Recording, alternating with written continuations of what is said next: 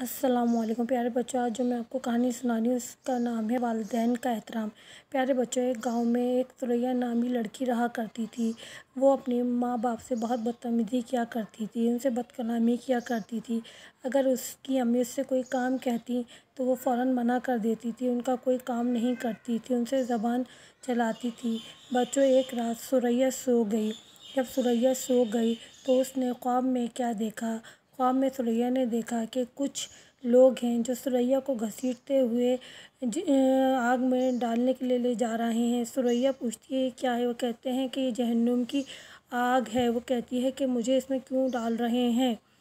تو وہ کہتے ہیں کہ یہ وہ آگ ہے، اس میں ان بچوں کو ڈالا جاتا ہے کہ جو اپنے والدین سے بدتمیزی کرتے ہیں، ان کا کہنا نہیں مانتے، تو انہیں پروردگار عالم آگ میں ڈالے گا، کیونکہ پروردگار عالم نے والدین کی اطاعت کا حکم دیا ہے۔ رسول اکرم صلی اللہ علیہ وسلم نے فرمایا، ماں باپ کے ساتھ نیکی کرو، احسان، نماز، روزہ، حج، عمرہ جہاد سے زیادہ افضل ہے، اس کا ثواب زیادہ ہے۔ ایک جگہ ارشاد ہوا، تمہارے پروردگار نے تمہیں حکم دیا کہ اس کے سوا کسی کی عبادت نہ کرو اور ماں باپ کے ساتھ نیکی کرو۔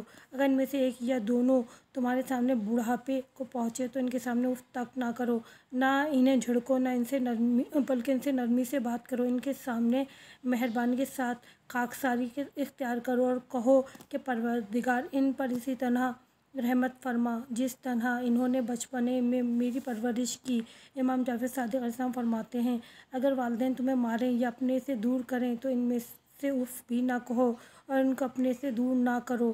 ان سے کہو کہ خدا اپنے بخشنے، ان سے محبت اور مہربانی کے علاوہ کوئی اور بات نہ کرو، ان کی آوازوں پر اپنی آواز بلند نہ کرو، راستے میں ان کے آگے آگے نہیں چلو۔ بچوں، ہمیں چاہیے کہ والدین کا احترام کریں، والدین کے سامنے اونچی آواز میں بات نہ کریں۔ ایک